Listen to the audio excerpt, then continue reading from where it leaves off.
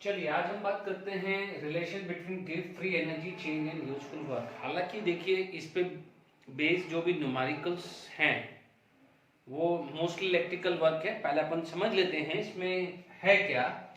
देखिए give free energy and useful work, क्योंकि देखिए यदि गिव फ्री एनर्जी की डेफिनेशन दो पॉइंट पे बात करी थी। एक तो प्रेडिक्शन था about the spontaneity of reaction. Last lecture में भी अपन ने डिस्कस कर दिया है कि स्पॉन्टेनिटी ऑफ रिएक्शंस कैसे चेकआउट करते हैं या किसी प्रोसेस की स्पॉन्टेनिटी कैसे निकालते हैं। Delta G less than zero spontaneous, delta G greater than zero non spontaneous and delta G equal to zero for the equilibrium. ये हमने पढ़ा हुआ है, डन। ठीक है, अब हमारे पास दूसरा क्या काम था कि यहां पर क्या है, it is the available energy to do useful work, to do useful work या to do maximum useful work, यानी जो भी हो अच्छा वर्क हो। तो हमने लास्ट लेक्चर में तो स्पॉन्टेनिटी तो पढ़ ली। अब दूसरा उसका काम होता है यूजफुल वर्क।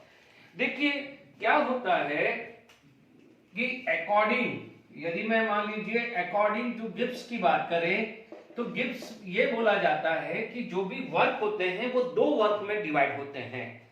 ठीक है, एक वर्क जो होता है जो एक्सपांशन वर्क बोलते हैं, जिसको अपन थर्मोडायनामिक वर्क भी बोलते हैं, पी डेल्टा वी, और जो दूसरा वर्क होता है which is non as non expansion work.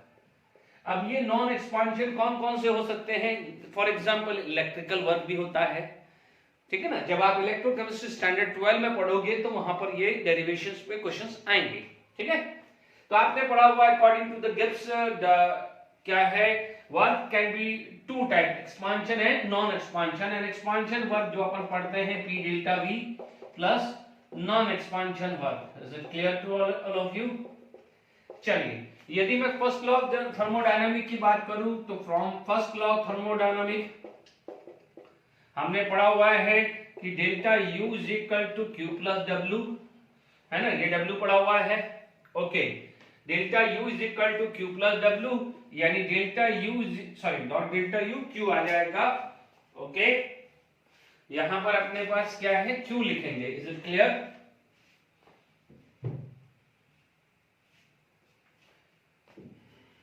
ठीक है, तो Q is equal to delta U minus W, है ना।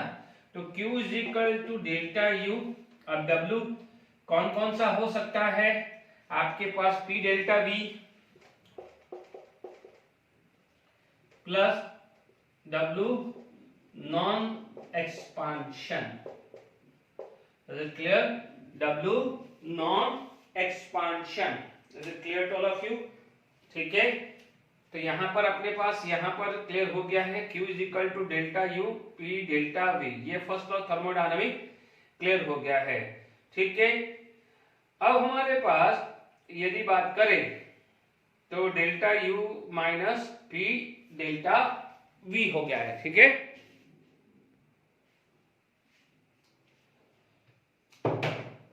ठीक है।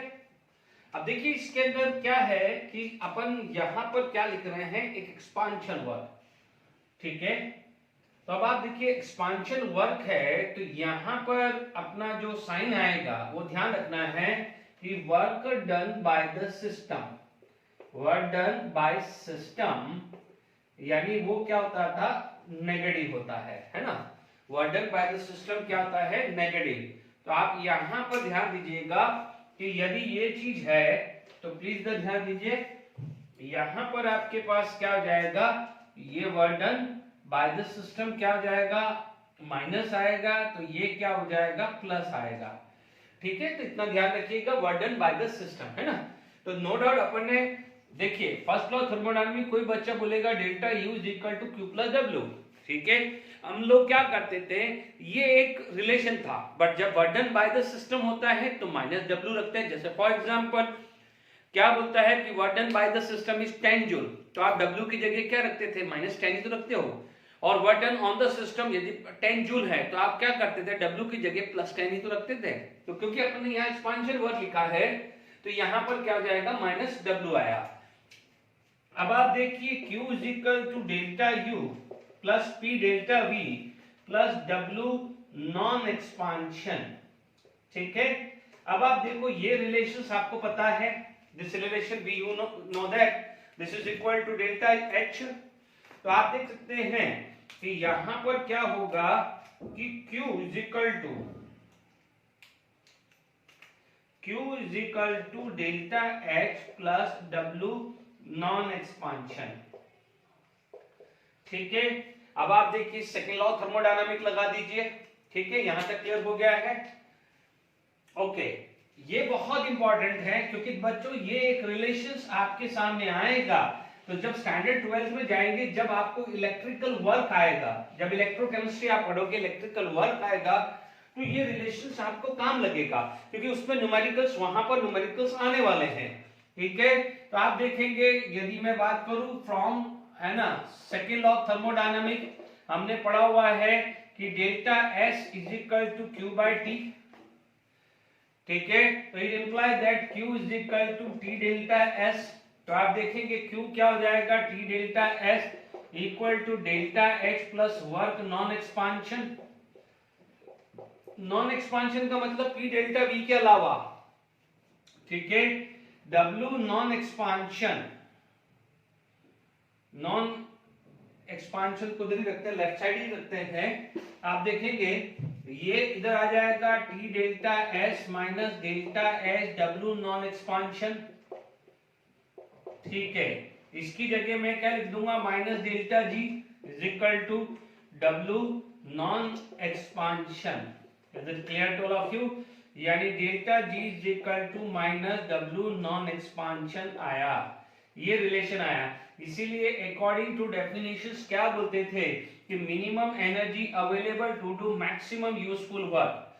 Minimum energy available to do maximum useful work, तो मिनिमम का मतलब नेगेटिव वैल्यू और मैक्सिमम यूजफुल वर्क यानी वर्डन शुड बी पॉजिटिव। तो ये मैंने आपको प्रूव कर दिया है। अब आप देखेंगे कि जब आप स्टैंडर्ड 12th में पढ़ेंगे, ठीक है, ये स्टैंडर्ड 12th की बात है, तो इसलिए प्लीज मैं चाहता तो मैं लिखता, मान लीजिए यहां पर आपसे बोला जाए कि फॉर इलेक्ट्रोकेमिकल सेल, ये सब स्टैंडर्ड 12 में पढ़ोगे, तो इसलिए ये ध्यान रखना है कि अभी आपको नहीं समझ में आएगा, है ना। बट फॉर इलेक्ट्रोकेमिकल सेल जो नॉन एक्सपांशन वर्क होता है वो होता है इलेक्ट्रिकल वर्क। तो delta G is equal to W electrical यानी इलेक्ट्रिकल वर्क। तो वहां पर जब आप पढ़ोगे तो वो आएगा delta G is equal to minus NF E cell, है ना, माइनस NF E सेल आएगा, where E cell it is equal to cell potential, cell potential where N stand for number of electron transfer, है ना, और F stand for Faraday 96500 coulomb. ये आएगा, ये इसके न्यूमेरिकल आप स्टैंडर्ड 12 में मिलेंगे। मान लीजिए कभी कर रहे हो और कोई वर्कशीट सॉल्व कर रहे हो और आ गया है तो आपके भी दिक्कत नहीं है, ठीक है। जैसे मान लीजिए मैं आपको एक क्वेश्चन दे रहा हूं, आप प्लीज इसका ये चीज अभी आपके दिमाग में नहीं आना चाहिए कि सेल पोटेंशियल क्या होता है, इलेक्ट्रोकेमिकल सेल कैसे होता है। इन केस कोई वर्कशीट या कोई ऐसी बुक्स कर रहे हो और इसका क्वेश्चन आ जाए, वैसे तो नहीं आएगा क्योंकि ये क्वेश्चन इलेक्ट्रोकेमिस्ट्री में ही आता है, तो बता रहा हूं, प्लीज ध्यान दीजिएगा, बच्चे लोगों के दिमाग में ये नहीं आना चाहिए कि सेल पोटेंशियल क्या है, ये सब आप वहां पढ़ोगे। अभी आपको मान लीजिए मैं सिर्फ एक ये चीज समझा रहा हूं कि ये फॉर्मूला पे बेस कहीं न्यूमेरिकल्स करने को आ गए और आप थर्मोडायनामिक की शीट या थर्मोडायनामिक चैप्टर में सॉल्व कर रहे हो तो मैं बता रहा हूं, अदरवाइज मैं नहीं बताता, मैं नॉन एक्सपेंशन वर्क तक खत्म कर देता, क्योंकि स्टैंडर्ड 11 तक तो यही पार्ट था, ये तो स्टैंडर्ड 12 का पार्ट है, ठीक है। मान लीजिए आपके पास इस टाइप का क्वेश्चन आ गया कि Zn solid plus Cu2 plus aqueous can give Zn2 plus aqueous and Cu solid, ठीक है। इनकेस ये दिया है आपको सेल पोटेंशियल मान लीजिए 1.1 वोल्टेज दिया हुआ है, ठीक है, और पूछा जाए कि कैलकुलेट डेल्टा G, ठीक है, ये आपको गिवन होगा, है ना, ठीक है, स्टैंडर्ड 11 तक तो, बाकी 12th में अलग बात है, जब 12th में आएंगे तब की तब बात करेंगे। Delta G is equal to minus NF E cell हुआ। अब आप देखो यहां पर Zn will lose the 2 electron, इसीलिए इसका चार्ज यहां 0 है, चार्ज 0 से क्या है +2 आया, तो loss of 2 electron and gain of 2 electron. तो ये क्या है, नंबर ऑफ इलेक्ट्रॉन ट्रांसफर, यानी zinc will lose the 2 electron and Cu2+ will accept 2 electron. क्योंकि जब हमने रिडॉक्स में पढ़ा हुआ है, ये रिएक्शन रिडॉक्स में पढ़ी है कि Zn का ऑक्सीडेशन होता है और Cu2+ का रिडक्शन होता है। दैट्स व्हाई जिंक स्ट्रिप को आप Cu2+ सॉल्यूशन में डालते हैं तो कलर ऑफ Cu2+ यानी blue colour is going to be disappear, वो पढ़ा हुआ है ना। तो वहां पर इलेक्ट्रॉन ट्रांसफर कितने होते हैं, 2 होते हैं। ये आया 2। F की वैल्यू फिक्स होती है 96500 कूलम। ई सेल की वैल्यू आपको दिया होगा, ठीक है, आप मल्टीप्लाई कर दीजिए, ठीक है, 2 × 9650 × 1.1, ये वैल्यू आ जाएगी 212300। याद करेगा ये यूनिट आएगी joule, not calorie. Kilo joule करना है तो 212.3 किलो जूल आएगा, ठीक है। यहां पर माइनस साइन आने वाला है, ये आएगा। तो मैंने नॉन एक्सपेंशन वर्क पे क्या रिलेशन आता है वो मैंने आपको समझा दिया है। इधर clear to all of you. तो आपको समझ में आ गया है कि नॉन एक्सपेंशन पे क्वेश्चन आएगा, फिर भी आप ज्यादातर क्वेश्चंस आप स्टैंडर्ड 12 में इलेक्ट्रोकेमिस्ट्री में करेंगे, ठीक है, क्योंकि ये चीज आपको समझनी पड़ेगी कि इलेक्ट्रोकेमिकल सेल क्या होता है। फिर भी चांस नहीं लिया, एक न्यूमेरिकल सिखा दिया आपको, ठीक है। अब नेक्स्ट टॉपिक पे मूव करते हैं।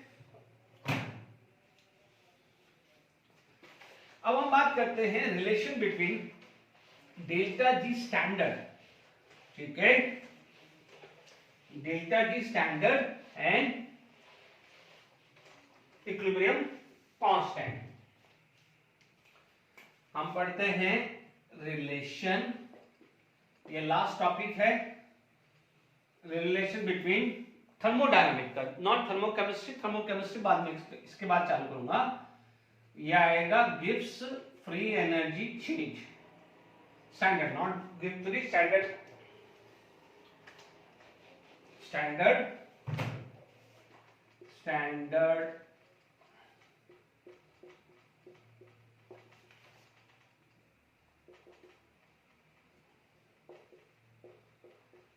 And equilibrium constant.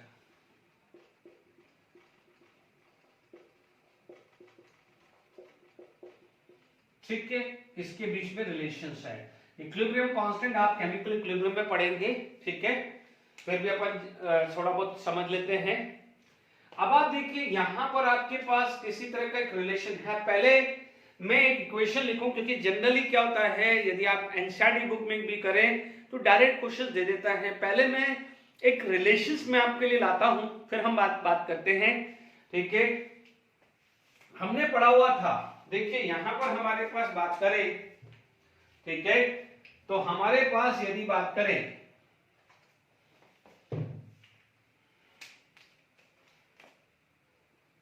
ठीक है, हमारे पास यदि मैं बात करूं तो हमारे को ये पता था, लास्ट लेक्चर में पढ़ा था, वी नो दैट, ठीक है, हमने पढ़ा हुआ था कि delta G is equal to V DP minus S T S, sorry not S T S, S D T, ठीक है, ये लास्ट लेक्चर पढ़ा था, ठीक है। हमने ये भी पढ़ा था कि मान लीजिए इसमें 3 कंडीशंस आपके पास आ गई, कांस्टेंट प्रेशर है तो ये पे था, ठीक है, हमने इस पे प्रूफ भी किया था ना, गिब्स हेल्महोल्ट्ज इक्वेशन में लिखा था। आप चाहो तो इधर भी बात कर सकते हैं। यहां पर आपके पास 3 कंडीशंस आ गई। मान लीजिए आपके पास कांस्टेंट प्रेशर दिया, कांस्टेंट प्रेशर दिया, तो कांस्टेंट प्रेशर में क्या होगा, डीपी की वैल्यू 0 आ जाएगी, डीपी की वैल्यू 0 आएगी, तो delta G minus S D या डीजी लिखे तो ये मान लीजिए ये डेल्टा पी, ये डीजी ले लेते हैं ना, डीपी, डी की जगह डेल्टा भी आ सकता है ना, ये डीजी, तो DG by DT is equal to minus S, और यहां पर क्या था, पी कांस्टेंट, ये रिलेशन पे क्वेश्चन था।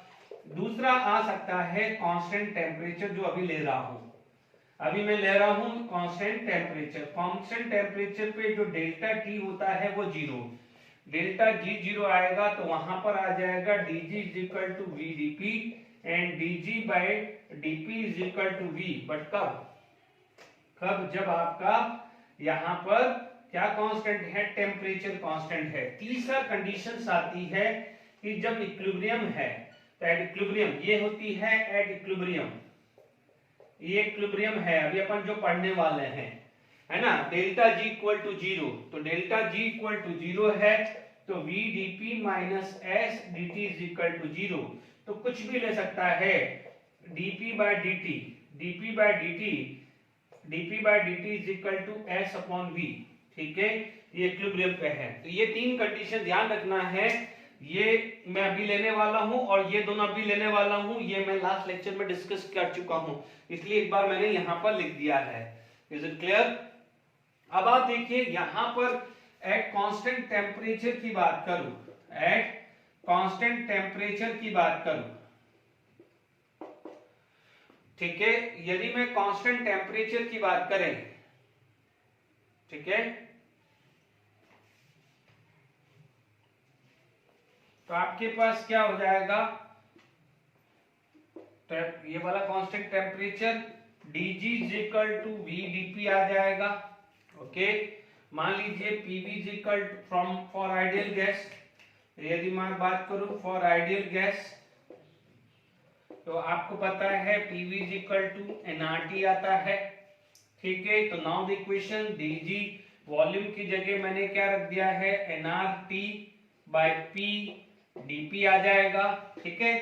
अब आप देखो इंटीग्रेशंस कर लो, क्योंकि ये स्मॉल है, यहां पर आपने लिखा है इंटीग्रेशन करना, तो मान लीजिए 1 से 2 पे जा रहा है dg, है ना, ये g2, ये g1, g2 मतलब final free energy, g1 initial free energy, nRT, है ना, 1 upon p dp, pressure p1 and P2, P1 is initial, ये लिख लिया होगा आई होप, ठीक है। तो आप देखेंगे यहां पर ये चीज आ गई, तो आप देखेंगे यहां पर आपके पास ये 1 डॉट g है, तो यहां पर आ जाएगा g2 माइनस g1, ठीक है। nRT natural log p, limit होगी p2 बाय p1, तो मैं अब डायरेक्टली लिख देता हूं log p2 minus log p1, log m minus log n क्या होता है, log m by n होगा, तो मैं डायरेक्टली लिख देता हूं, ये आ जाएगा delta g is equal to nRT natural log p2 by p1, ठीक है। एक ये रिलेशंस आपके सामने आ गया है। आप देखेंगे जो भी एनसीईआरटी बुक्स होते हैं या कई टीचर्स होते हैं, ये प्रूव नहीं करते हैं, वो डायरेक्टली क्वेश्चंस लिख देते हैं, फिर बच्चों को लगता है अरे यार ये कैसे रट लिया गया है, ठीक है। अब चीजों को समझ लीजिएगा, तो ये मैंने आपको ये प्रूव कर दिया है कि कांस्टेंट टेम्परेचर पे ये रिलेशन आएगा। तो अब आप देखिए जो यहां से ये जो रिलेशंस पे है वो क्वेश्चन कैसे स्टार्ट होता है, ठीक है। अब आप देखिएगा कि मान लीजिए कोई भी रिवर्सिबल रिएक्शंस है, रिवर्सिबल रिएक्शंस है, A मोल्स, ये B मोल्स है, एंड C एंड D, ठीक है। ये जो मैं लिखा रहा हूं ये चीज आप पढ़ोगे केमिकल इक्विलिब्रियम पे, ये प्रूफ आप केमिकल इक्विलिब्रियम पे पढ़ोगे, ठीक है। प्लीज अभी जो चीज लिखा रहा हूं लिख दीजिएगा, इसका सारा प्रूफ आप केमिकल इक्विलिब्रियम पे ही पढ़ते हैं, ठीक है। यहां पर एक वर्ड आता है which is non as reaction quotient, reaction quotient which is represent by Q, ठीक है, वो आ जाता है। ध्यान दीजिएगा, this is the concentration of product to the raise to the power their respective coefficient, ठीक है। इनका मल्टीप्लिकेशन होगा divided by concentration of product reactant to the raise to the power their respective coefficient, ठीक है। अब मान लीजिए ये QC आया, यदि सारे के सारे पैरामीटर कंसंट्रेशन यानी मोल पर लीटर में होगा, या QP लिख देंगे यदि सारे के सारे प्रेशर में होगा। QC C stand for concentration यानी molarity, and QP stand for pressure यानी सारे के सारे पैरामीटर प्रेशर में हो। तो ये क्या हो जाएगा कि मान लीजिए ये QP आ गया, तो pressure of C partial pressure of D upon partial pressure of A and partial pressure of B, ठीक है ना। यानी ये चीज रिएक्शन क्वेश्चन आ गया है, डन, ठीक है। अब आप देखो आपके पास यहां पर देखें, तो यहां पर आपके पास मान लीजिए standard condition, at standard condition, at standard condition, यदि मैं बात करूं स्टैंडर्ड कंडीशन में आपको क्या बोला जाता है, free energy, not free energy change, free energy जो होती है स्टैंडर्ड कंडीशन पे उसको रिप्रेजेंट करते हैं G0, है ना। वहां पर क्या होता है 1 मोल होता है, ठीक है, और यहां पर 1 मोल हुआ है तो एंड वहां पर जो टेम्परेचर जो आता है, टेम्परेचर आता है दैट इज 298 केल्विन और प्रेशर क्या होता है 1 बार या 1 एटमॉस्फेयर लेते हैं, याद रखेगा। This is the standard condition, ठीक है। तो आपके पास क्या हो जाएगा, एक स्टैंडर्ड कंडीशंस आपके पास आ गए। तो देखिए, तो यहां पर यदि मैं स्टैंडर्ड कंडीशंस रखता हूं तो मेरे पास क्या हो जाएगा कि मान लीजिए G कोई है -G0, ठीक है, मान लीजिए ये G है और G0, ठीक है। G जो भी है it is the free energy at any condition, ठीक है। तो आप बोलोगे at any condition, at any conditions है उस पे आपने बोला फ्री एनर्जी, इसको क्या बोलते हैं स्टैंडर्ड फ्री एनर्जी भी बोलते हैं, क्या बोलते हैं स्टैंडर्ड फ्री एनर्जी। तो इसको free energy is represent bye G ले लेता हूं, है ना। तो G ले लेता हूं, आप G0 माइनस G भी कर सकते हैं, G माइनस G0 भी डिपेंड करेगा। ये G1 है तो ये P1 आएगा, ये G2 होगा तो P2 होगा, ये ध्यान रखना है ना, है ना। तो आप बोलोगे at any pressure P, at any pressure P और 1 एटमॉस्फेयर होगा या 1 बार होगा तो G स्टैंडर्ड बोलेंगे, और टेम्परेचर भी कोई भी T है, at any pressure T and temperature T, कोई भी टेम्परेचर है, एनी टेम्परेचर T पे है। तो आप देख सकते हैं यहां पर, ओके। अब देखिए यहां पर मान लीजिए मैंने 1 मोल ले लिया है, 1 मोल तो ले लिया है, तो आप लिख सकते हैं RT नेचुरल लॉ। अब देखिए P2 बाय P1, तो ये P आ जाएगा और ये 1 आ जाएगा, ध्यान दीजिएगा, ये P आएगा तो ये 1 आ जाएगा, ठीक है, ये P आएगा तो 1 आ जाएगा, तो ये G is equal to G standard plus, ठीक है, G standard minus RT natural of P आ जाएगा, या minus G standard natural of P आ जाएगा। Is it clear to all of you? ये एक रिलेशंस भी आपके आगे काम आएगा, ठीक है। मैं जरा रब कर देते हैं सब, ठीक है, ये रिलेशंस आ गया है, बट ध्यान दीजिएगा आपके पास ये जो है ये इट इज फॉर 1 मोल है ना, क्योंकि अपन ने स्टैंडर्ड कंडीशन 1 मोल लिया है। यदि इन जनरल आता है फॉर n मोल आता है तो इट इज इक्वल टू, मान लीजिए इसको कई बार m से भी स्टैक करते हैं, है ना, यानी m भी रिप्रेजेंट कर सकते हैं, यानी इट इज फॉर 1 मोल, और जनरल लिख सकते हैं G is equal to 0 nRT natural of P, ठीक है ना, ध्यान रखना है। अच्छा, जगह नहीं चाहिए थी इसलिए मैंने वो जो QP और QC है वो रिलेशंस आपको दिमाग में रखिएगा, क्योंकि मैं इसको आगे प्रूव कर रहा हूं, क्योंकि देखिएगा 10 मिनट ज्यादा लगेगा बट प्रूफ आएगा, क्योंकि आपकी जो टेक्स्ट बुक में है डायरेक्टली लिखा होता है delta G is equal to delta G standard plus RT natural log Q लिखा होता है, बट कोई बच्चा बोलेगा कि आपने तो सर रटा दिया, मैं चाहता तो मैं यहां से भी स्टार्ट कर लेता, बट मैं आपको प्रूफ दे रहा हूं, ठीक है। अब आप देखिए आपके पास वापस से मैं वो इक्वेशन लिख देता हूं फटाफट से, आपके पास ये इक्वेशंस हैं, ठीक है, आपके पास ये इक्वेशन है फॉर दिस, ठीक है। आप क्या बोलोगे डेल्टा G ऑफ रिएक्शन, है ना, डेल्टा G ऑफ रिएक्शंस क्या बोलते हैं, what is the delta G, आप बोलोगे G of product minus G of reactant, यही बोलोगे ना, G of product minus G of reactant बोलोगे। अब आप देख लीजिए, आप सबके अंदर आप देखेंगे यहां पर ये G ऑफ प्रोडक्ट, मान लीजिए मैंने G ऑफ A निकाला तो मेरे पास G standard A minus A का कितना मोल है A, RT natural log P, इसको मैं इसे भी लिख सकता हूं कि GA equal to G standard A minus RT natural log, देखो लॉग m की power n is equal to n natural log m, तो ये क्या हो जाएगा, इसको मैं ऐसे भी लिख सकता हूं, तो मेरे पास क्या होगा, ये PA ले लेता हूं, partial pressure of A, partial pressure of A की पावर A लिख देता हूं। सिमिलरली अब आप देख लीजिए, सिमिलरली B के लिए आ जाएगा GB is equal to G0B RT natural log PB, C के लिए क्या आ जाएगा फॉर सी क्या आ जाएगा, GC is equal to G standard C RT natural log PC by C। D के लिए क्या हो जाएगा, G standard D minus RT natural log PD की पावर D। ठीक है ना, यहां से मैंने यही रिलेशंस लिया है, अब इसकी जरूरत नहीं है, मैंने समझा चुका हूं।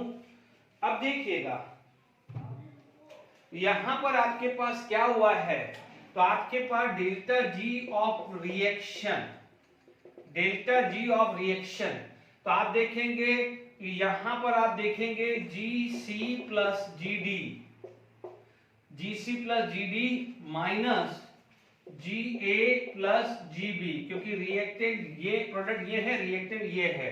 तो अब आप देख लीजिए, आप देखेंगे G standard C plus G standard D, इसको अलग कर दूं, minus G standard A plus G standard B, ये अलग कर दिया।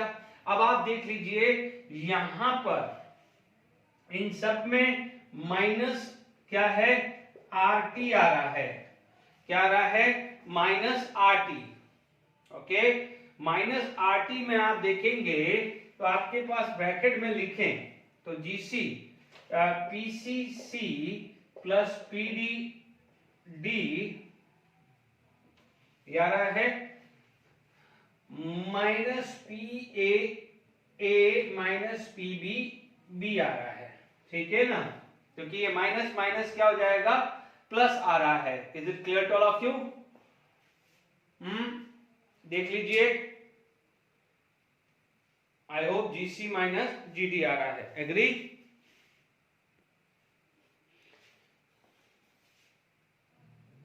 बट अपन ने यहां गलती, आई थिंक देखो, minus G standard equal to RT natural of P by 1 था, तो ये इधर जाएगा तो G standard plus RT natural of P होगा। तो अपन क्यों गलत कर रहे हैं? प्लीज इससे आगे जो करेक्शन है उसमें साइन कर दीजिए। मैंने ये इधर जाएगा तो क्या है, दिस है। प्लीज प्लीज प्लीज ये ध्यान दीजिए, ये प्लस है, ये सारे के सारे यहाँ पर प्लस आएगा। Is it clear?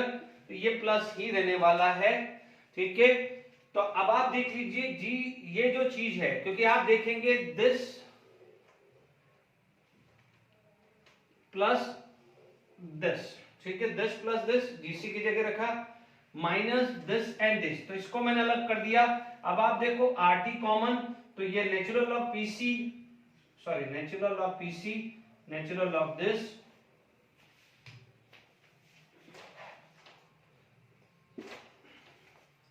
Plus RT, positive में क्या होगा, नेचुरल ऑफ PC की power C, natural of PD की power D minus natural of PA की power A minus natural of PB की पावर B आएगा, है ना।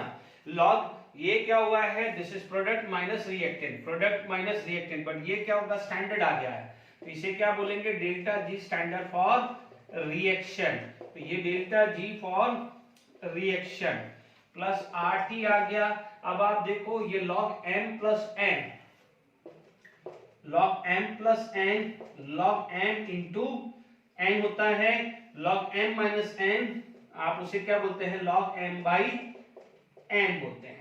ठीक है, अब आप देखो ये चीज अभी मैंने थोड़ी देर पहले प्रूव की थी, क्या प्रूव की थी, दिस इज Q, क्या था, Q। तो आप इसको क्या बोल सकते हैं, delta G equal to delta G standard plus RT natural of Q। ठीक है, यानी जो अपनी जो एनसीईआरटी जहां से शुरू करती है 10 मिनट में मैंने ये डेरिवेशन एडिशनल करवाया है। अब आई होप आपको ये क्लियर हो गया होगा। ठीक है, मैंने आपको समझा दिया है कि ये वैल्यू कैसे आई है। ओके, मैं चाहता तो आपको क्या है, डायरेक्टली ये लिख देता और मैं बोलता कि याद कर लीजिए, बट ऐसा नहीं है। ठीक है, अब हमारे पास क्या होगा कि एट इक्विलिब्रियम, यदि मैं बात करूं इक्विलिब्रियम, इक्विलिब्रियम में क्या होता है, delta G equal to 0, delta G क्या होता है, 0 होता है, और रिएक्शन क्वोशिएंट जो होता है, जो रिएक्शन क्वोशिएंट होता है उसे बोला जाता है इक्विलिब्रियम कांस्टेंट, इक्विलिब्रियम कांस्टेंट बोला जाता है। यदि ऑल द पैरामीटर P है, मतलब होता क्या है बच्चों, Q में ये सारी डिटेल्स आप पढ़ोगे केमिकल इक्विलिब्रियम में। क्या होता है कि जब रिवर्सिबल होता है तो Q की वैल्यू चेंज होती है, यानी ये रिएक्शन यू भी जा सकता है, यू भी जा सकता है, बट जब इक्विलिब्रियम आता है तो rate of forward is equal to rate of backward reaction, यानी जितने भी पैरामीटर थे पीसी, पीडी, पीए, पीबी, वो कांस्टेंट हो जाते हैं। इसीलिए जब उनका constant multiply by constant divided by constant, उसे बोला जाता है इक्विलिब्रियम कांस्टेंट, और वो वैल्यू कांस्टेंट रहती है। ठीक है, फिर भी बहुत डिटेल में आप केमिकल इक्विलिब्रियम में पढ़ेंगे, तो आप ये समझ लीजिएगा। तो अब आपकी क्वेश्चंस क्या बन गए, मान लीजिए ये प्लीज वहां पर जो था डेल्टा जी है, साइन चेंज कर दीजिएगा, delta G equal to G standard plus R T natural log P. ठीक है, अब आप देखिए यहां पर अपने पास बात करें तो ये क्या हुआ है, 0 equal to delta G standard plus R T natural log के आ जाएगा। केपी केसी कुछ भी, पी हो के प्रेशर होगा तो केपी होगा, तो मैं अभी के इक्विलिब्रियम लिख रहा हूं, और कंसंट्रेशन होगा तो केसी होगा। ठीक है, अब देखिए delta G standard minus are T natural log के इक्विलिब्रियम, और जब नेचुरल लॉग हटाते हैं तो आपके पास ये आता है लॉग डिवीज। ठीक है, ये के इक्विलिब्रियम आ गया है। ठीक है, सिर्फ यहां से शुरू कर सकता था, बट 10 मिनट इसलिए दिया है कि कोई बच्चा ये नहीं सोचे कि सर ने ये रटवाया है, तो इसीलिए मैंने आपको डेफिनेशन से ही प्रूव किया है। ठीक है, ये सिर्फ 4 लाइन की मैंने आपके लिए 10-15 लाइन एडिशनल करवाई है, कोई बात नहीं, 10 मिनट एक्स्ट्रा लगेगा, बट आपको समझ में आना चाहिए। अब इस पे बेस क्वेश्चंस करते हैं, बहुत अच्छे क्वेश्चंस हैं। चलिए, ठीक है, आपका थर्मोडायनामिक सेक्शंस खत्म कर दिया है, फिर अब थर्मोकेमिस्ट्री हम नेक्स्ट लेक्चर में देखेंगे। ठीक है, अभी मैं न्यूमेरिकल्स करा देता हूं।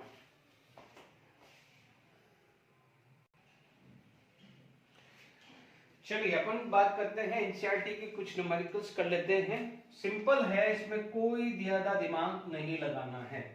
ठीक है, यहां पर हमारे पास क्या क्या दिया हुआ है, और इसमें लॉग और एंटी लॉग बहुत बड़ा रोल प्ले करेगा, बाकी इसमें कुछ नहीं है। Kp is given for this equations, इससे कोई मतलब नहीं, Kp given, delta G given and temperature is given. Simple, we can apply the formula delta G standard equal to minus 2.303 RT log K equilibrium, है ना, Kp लिखा है तो Kp लिख दो, K equilibrium लिख दो, या Kc लिखो। ठीक है, अब देखिए इसमें कोई बड़ी बात नहीं है। डेल्टा जी स्टैंडर्ड निकालना है माइनस 2.303, आर की वैल्यू आपको पता है 8.314 जूल में निकालना है, टेम्परेचर 298 है, लॉग रख दीजिए 2.47 इंटू 10 की पावर माइनस 29। ठीक है, आप देखेंगे इसके अंदर जैसे भी निकालते हैं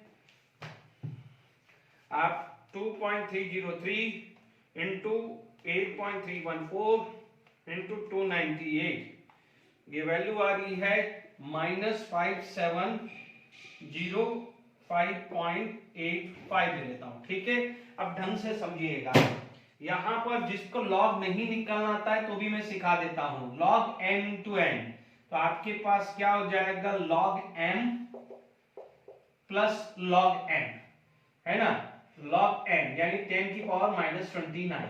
ठीक है, अब आप देखिए यहां पर मैं पहले सॉल्व कर देता हूं, यहां पर आएगा log 2.47 निकालना है। अब आप देखो log 10 की वैल्यू तो क्या होती है, माइनस 29 हो जाएगी, क्योंकि log 10 की पावर माइनस 29, माइनस 29 log 10 की वैल्यू आती है 1, तो ये माइनस 29 हो जाएगी। ठीक है, log 2.47 आप निकाल दीजिए, ओके, और उसको रख दीजिए। Is it clear? मैं निकाल देता हूं, टाइम नहीं वेस्ट करना। ठीक है, मैंने यहां पर निकाल दिया है वैल्यू। यदि किसी का भी लॉग निकालना है तो ये ट्रिक है, कैलकुलेटर यदि आप यूज कर रहे हैं तो जिसका लॉग निकालना है, जैसे मान लो 2.47 है तो 2 है, उसको स्क्वायर रूट आप देखेंगे 15 टाइम्स कर लीजिए। ठीक है, उसके अंदर जो भी आंसर आता है 15 टाइम्स करने के बाद ध्यान रखना, काउंट करना, 13 मत कर देना, 14 मत करना। 15 करने के बाद जो वैल्यू आती है, फॉर एग्जांपल 1 पॉइंट समथिंग आया, उसमें -1 करो तो 0.00 समथिंग हो जाएगा, और जो भी वैल्यू आएगी उसके बाद डिवाइड कर दीजिए इस नंबर से। ध्यान दीजिएगा 0.00007027 है। ठीक है, इस नंबर से डिवाइड करिए, लॉग आ जाइए यदि कैलकुलेटर से, अदरवाइज यदि आप हालांकि मैथ्स में ये सिखाया जाता है, आपको आना चाहिए, तो आप मान लीजिए जैसे 2.47 है, तो आप देखेंगे कि यहाँ पर जो है कि डेसिमल है, तो मान लीजिए आपके पास 2 का जो है टेबल पे भी देख सकते हैं 24 है, जैसे 24 में जाएंगे, हालांकि यहाँ पर एक को नंबर होना चाहिए था बट यहाँ पर 0 ले लेंगे, तो यहाँ पर 24 का आप 7 में जाएंगे, ठीक है, जैसे यहाँ पर आएगा और यहाँ डिफरेंस आएगा, ठीक है, हालांकि यहाँ 0 है तो ये डिफरेंस जरूरत नहीं है, तो 24 की लाइन में जो भी 4 डिजिट का नंबर आएगा, 24 का 7 में, 24 का रो 7 के कॉलम के अंदर जो भी 4 डिजिट का नंबर आएगा, फॉर एग्जांपल ये दिया हुआ है, यहाँ पर 3926 होगा, तो आप देख लीजिए decimal after how many digit, decimal is after how many digit 1, है ना, तो यहाँ पर डेसिमल रखा के रखिए, decimal after how many digit 1, तो 1 माइनस 1 ये क्या हो जाएगा 0, यदि फॉर एग्जांपल यदि ये 24.7 आता तो डेसिमल आफ्टर 2 डिजिट, तो 2 माइनस 1, तो ये यहाँ पर क्या हो जाता 1 हो जाता, ठीक है, तो इस तरह से आपको लॉग मैंने थोड़ा सा बेसिक सिखा दिया है, फिर भी आप प्रैक्टिस करेंगे तो लॉग आना चाहिए, फिर भी मैंने कैलकुलेटर से यूज करना है, तो ये ट्रिक लगाइए, ठीक है, प्लीज इधर ध्यान दीजिएगा, इसका तो आसान है, 10 की पावर के लिए तो आसान है, अब आप फटाफट से कैलकुलेट कर देते हैं, ठीक है, ये आ जाएगा -29, ठीक है,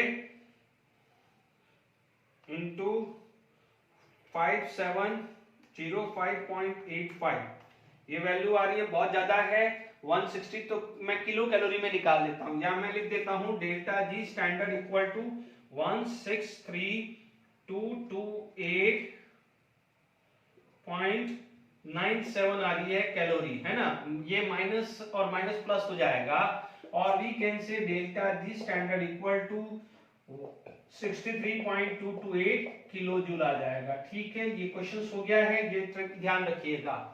अब देखिए इसके बाद आपके पास सेकंड क्वेश्चन आ जाता है कि डेल्टा जी दिया है कि इक्विलिब्रियम निकालना है, ठीक है, तो आप क्या करेंगे, यहां पर यही चीज आ जाएगी, ठीक है, यहां पर सेम आया 298 है, ये वाला क्वेश्चन है, तो मैं यही यहां सॉल्यूशन लिख देता हूं, ठीक है, इस वाले क्वेश्चंस का मैं यही सॉल्यूशन लिख देता हूं, इंटू 298 आ जाएगा, इंटू 298 आया, एंड लॉग केपी या के लिख दीजिए, यहां डेल्टा जी स्टैंडर्ड दिया है -13.6, अब किलो जूल है तो उसको 1000 से मल्टीप्लाई कर दीजिए, अब लॉग माइनस माइनस तो क्या होगा, कैंसिल हो जाएगा, माइनस माइनस क्या होगा, कैंसिल हो जाएगा, इज इट क्लियर, तो आप देख लीजिए यहां पर हम मल्टीप्लाई करते हैं डिवाइडेड बाय दिस,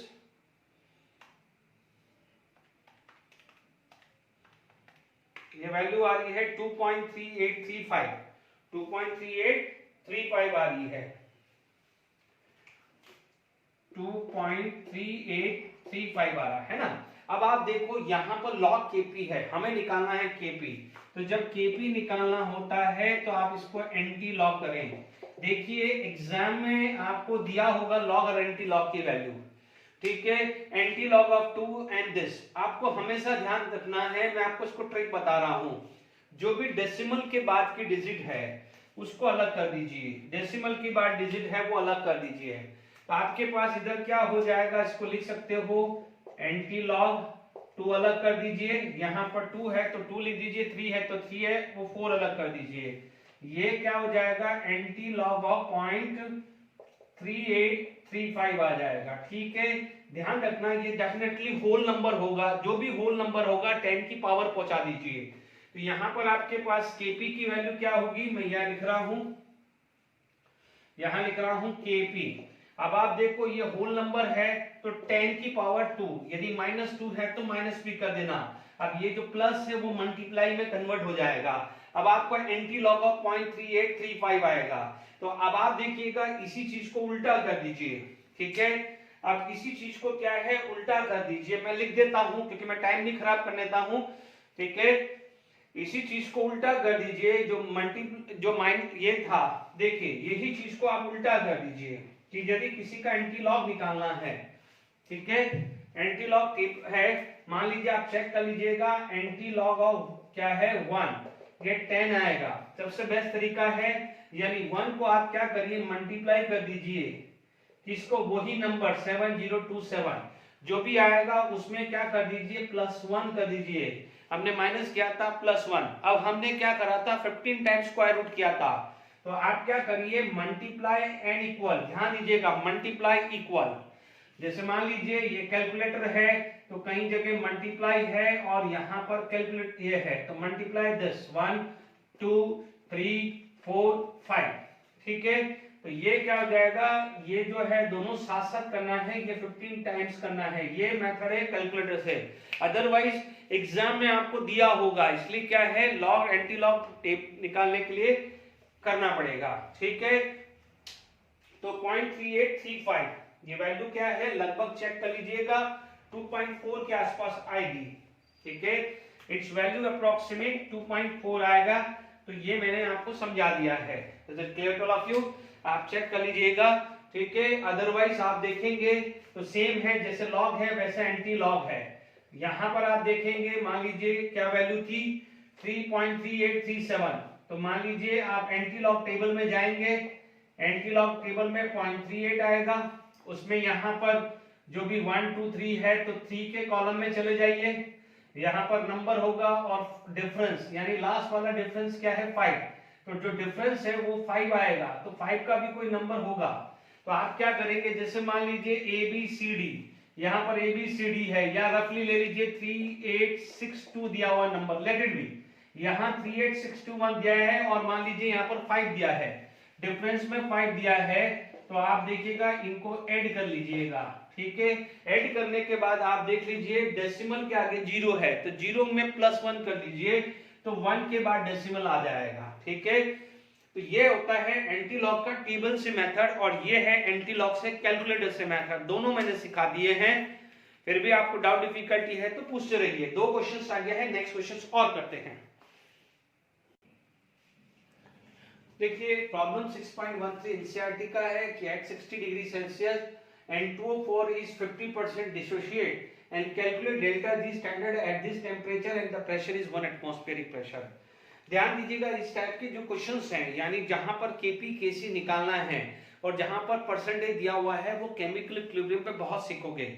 यहाँ पर एक न्यूमेरिकल्स है तो मैं दिया हुआ है तो अपन उसको कंप्लीट कर रहे हैं, बट ध्यान दीजिएगा इसकी ज्यादातर प्रैक्टिस आपकी केमिकल इक्विलिब्रियम पे होगी, तो जब तो ध्यान दीजिएगा, ठीक है। फिर भी मैं समझा देता हूं, N2O4 gate convert into 2NO2, करते कैसे है ध्यान दीजिएगा। लेट इट बी इनिशियल मोल 1 मान लिए, तो जब इनिशियल मोल रिएक्टेंट के 1 मोल है तो आप बोलोगे कि प्रोडक्ट तो बना ही नहीं। मान लीजिए जैसे जैसे चीज आ रही है, मान लीजिए X अमाउंट का वो डिसोशिएट हो गया, तो जब यहां से 1 मोल ब्रेक होता है तो it is going to be produce 2 mole, तो आप क्या बोलोगे कि X मोल डिसोशिएट हुआ है, तो आप बोलोगे it is going to be produce 2X, ठीक है। अब आप देखो, आपके पास इनिशियल 1 मोल था, X चला गया तो रिमेन क्या है, यानी उसे बोलेंगे एक इक्विलिब्रियम। बचा कितना है, 1 था, चला गया X, तो remaining is 1 minus X, done. यानी इनिशियल 1 मोल था, X मोल चल गया तो रिमेनिंग कितना है 1 minus X। Limiting reagent concept में करते थे ना। अब आप देखो इनिशियली 0 था, अब 2x प्रोड्यूस हुआ, तो आप क्या बोलोगे 0 प्लस 2x, तो ये 2x बना है। तो आप क्या बोलोगे, इक्विलिब्रियम पे moles of N2O4 1 minus x से एंड NO2 की क्या है 2x, क्योंकि आपने पढ़ा हुआ है, मोल कंसेप्ट सीख चुके हैं कि 1 मोल विल गिव 2 मोल, तो x विल गिव 2x। गलती से भी 1 को 2 मत कर देना, यहां पर 1 इनिशियल मोल को 2 मत कर देना, ठीक है। आई बस में गलती मत करिएगा यहाँ पर, ठीक है। अब तो आसान है, आप लोगों ने जब Dalton law of partial pressure पढ़ा हुआ है, तो पार्शियल प्रेशर का जो फॉर्मूला पढ़ा हुआ है, partial pressure it is equal to mole fraction into P total, ये पढ़ा हुआ है हमने।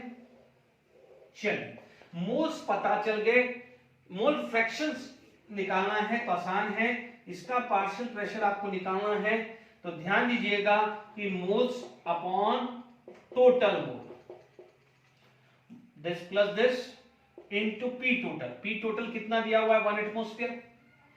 ठीक है, तो इट इंप्लाई दैट ये क्या हो जाएगा, बट आप देखेंगे ये 50% डिसोशिएट है।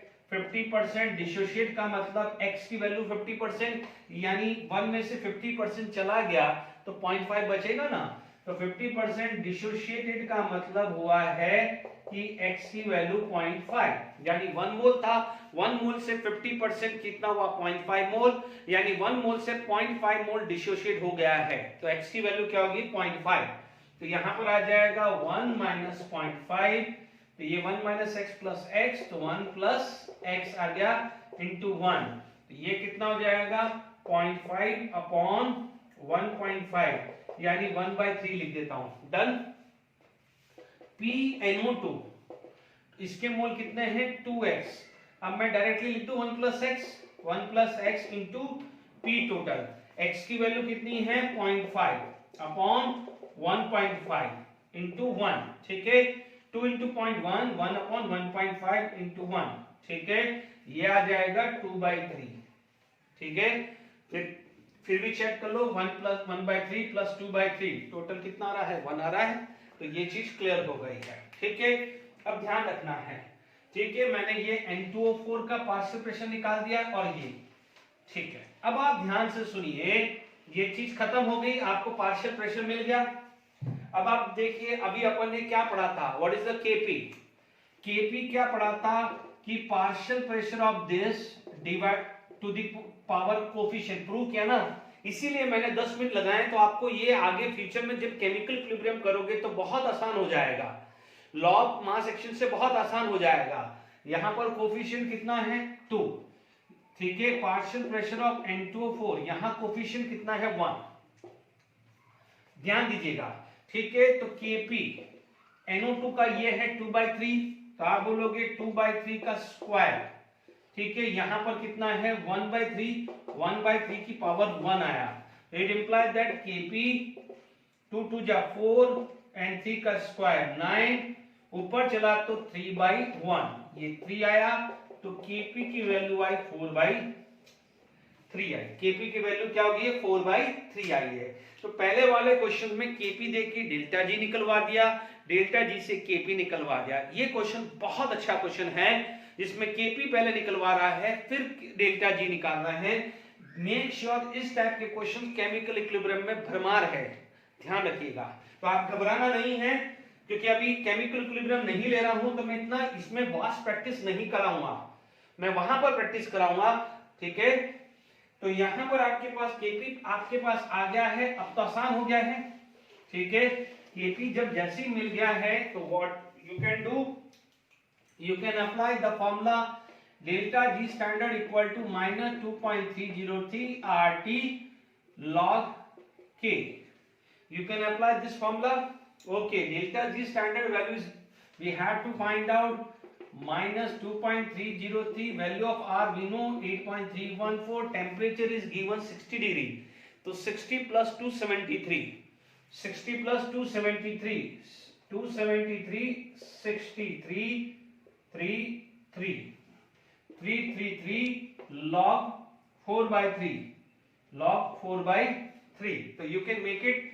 तो आप देख लीजिए, यहां पर अपना 2.303 इंटू 8.314 इंटू 333, ये वैल्यू कितनी आ रही है -6375.99 आ रही है। log 4 को log 4 माइनस log 3, जो ट्रिक लगाई है मैंने उससे आप फटाफट से सॉल्व कर सकते हैं, ठीक है।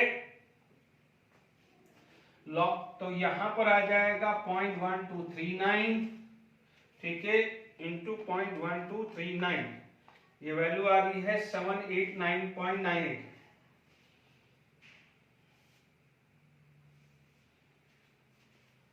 ठीक है, ठीक है, देख लीजिएगा।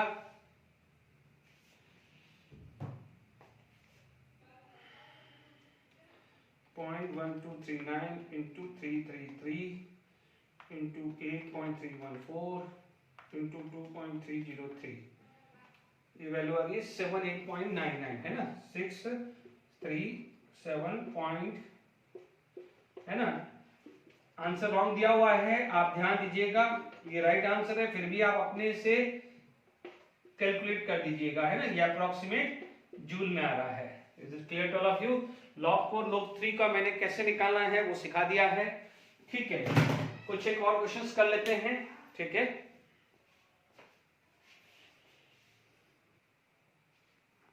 चलिए यहाँ पर आपको क्वेश्चन दिया हुआ, calculate the K equilibrium for the reaction given below at 400 if delta H and delta standard is given.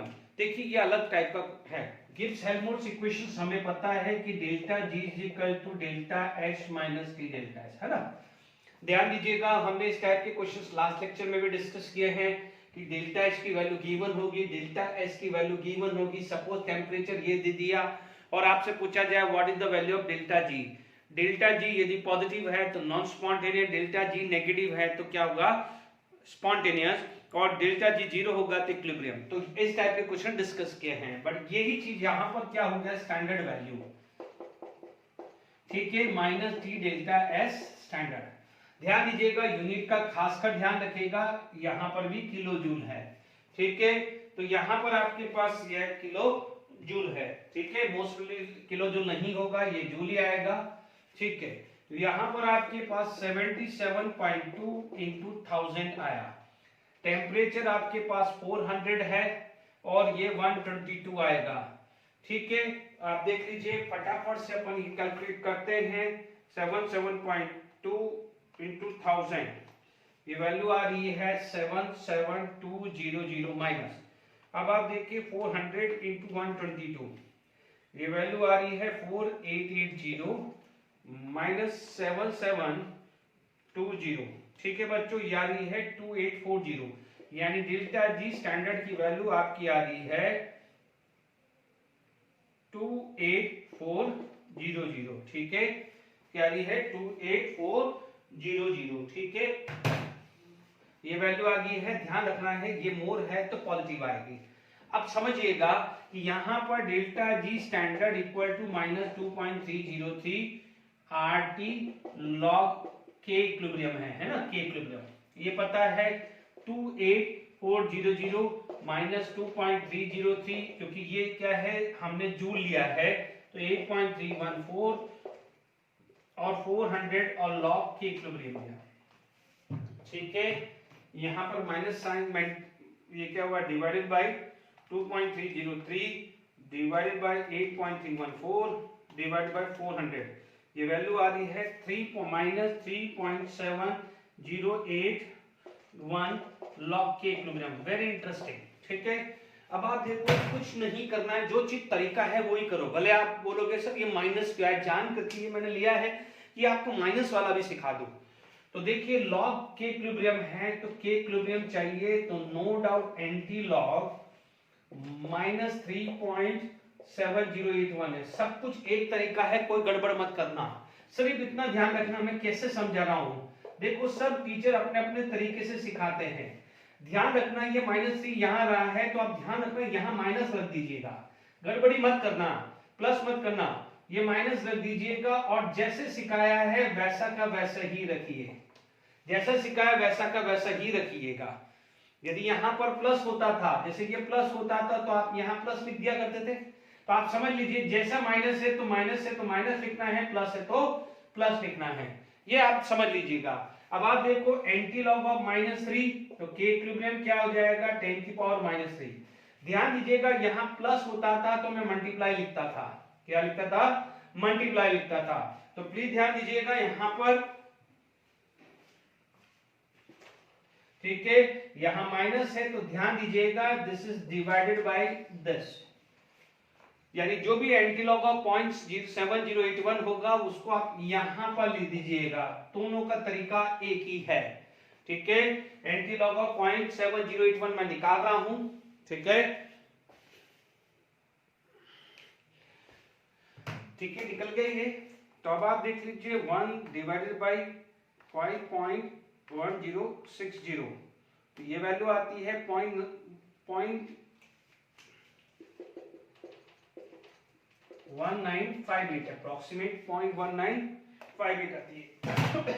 तो आप देख लीजिए, इसको मैं लिख सकता हूं के इक्विलिब्रियम 1.958 इंटू 10⁻⁴। ठीक है, ये आ गया है। ठीक है, this is the one way, जो एक दोनों मेथड को एक तरीका है। दूसरा मेथड क्या करते हैं कि इसमें क्या करते हैं, मेरी बात ध्यान से सुनिए, ये मेथड सीख लिया है जिसमें है। दूसरा मेथड आप क्या कर सकते हैं, देखिए दूसरा मेथड करने का तरीका यह है कि जो है इसका अपर वैल्यू ले लो। तो क्या है, अपर वैल्यू कितना हो गया है, -4 हो गया। तो आप समझ लीजिए कि -4 में आपने ये वाली चीज को ऐड कर दिया है, ये वाली चीज को क्या कर दिया है, आपने ऐड कर दिया है। तो ये 9, ये आ जाएगा 1, 9 और 9 7, तो 0.2919 है ना। आई होप यही आ रहा है दोनों को ऐड करने पे। तो ये क्या आएगा, प्लस आएगा। ध्यान रखिएगा जब आप इस तरह से करते हैं तो anti log of 0.2919, this is second method. ये सेकंड मेथड है आपको एंटी लॉग निकालने का। डन, जब माइनस में आए, जब माइनस में आए, ये सेकंड मेथड है। तो आप देख लीजिएगा ये पावर आ जाएगा 10⁻⁴। ठीक है, ये प्लस है तो मल्टीप्लाई में आएगा। अब आप देखो एंटी लॉग ऑफ 0.2919 चेक करिए, आपको 1.958 ही आने वाला है। ठीक है, आप 0.29 का 1 में 9 का डिफरेंस देखिए, 4 डिजिट का होगा। इसके आगे 0 है तो 0 + 1 यानी 1 के बाद डेसिमल लगाना है। तो एंटी लॉग भी मैंने आपको सिखा दिया है। दोनों मेथड है, अदरवाइज जिसको नहीं आया तो मैं कैलकुलेटर वाला भी मेथड सिखाया है। अब एक चीज जरा नोट कर लीजिएगा, फिर हम इसको वाइंड अप कर रहे हैं। ठीक है, आप जरा यहाँ पर ध्यान रखना है, ये जो मैंने पूरा, क्योंकि मैंने पहले नहीं लिखाया है, क्योंकि आपको पता है कि आपको पता है कि delta G standard equal to -2.303 RT log K equilibrium, ये पता है। अब आप इमेजिन करके चलिए कि यदि k = 1 होगा, k = 1 यानी log 1, ये पढ़ चुके हैं, तो log 1 होता है 0, तो डेल्टा जी स्टैंडर्ड की वैल्यू आती है 0। ठीक है, सेकंड चीज, यदि k > 1 है, k > 1 है यानी log 2, log 3, log 4, तो उसकी क्या है, पॉजिटिव वैल्यू आती है। क्या आती है, पॉजिटिव। ये पॉजिटिव और ये क्या हो जाएगा, नेगेटिव। तो वहां पर आ जाएगा डेल्टा जी <0 यानी नेगेटिव वैल्यू। यदि ये चीज ये <1 है तो डेफिनेटली <1 यानी क्या हो जाएगा, नेगेटिव आएगा। तो नेगेटिव और नेगेटिव ये क्या हो जाएगा, पॉजिटिव आया। ये जरा पूछ सकते हैं, ये इक्विलिब्रियम के लिए, ये स्पॉन्टेनियस के लिए, ये नॉन स्पॉन्टेनियस के लिए भी हो सकता है। ये वेरी वेरी इंपॉर्टेंट, ये पूछा जा सकता है। Is it clear? तो ये मैंने आज चैप्टर खत्म कर लिया है। अब मैं क्या करूंगा, इसके बाद जो नेक्स्ट लेक्चर है उसमें मैं प्रीवियस ईयर के जो क्वेश्चंस आए हैं जेडब्ल्यू नीट में, वो बच्चे प्रिपरेशंस कर रहे हैं उनके लिए बहुत बेनिफिशियल्स हैं। तो आप जरूर देखिए, उसमें बहुत सारे क्वेश्चन हैं, इस पे बहुत क्वेश्चन है, इसलिए मैंने वो अलग से मैं वीडियो बना रहा हूं आपके लिए। तो आप इसके बाद वो जरूर देखिएगा। Till then enjoy, thank you very much.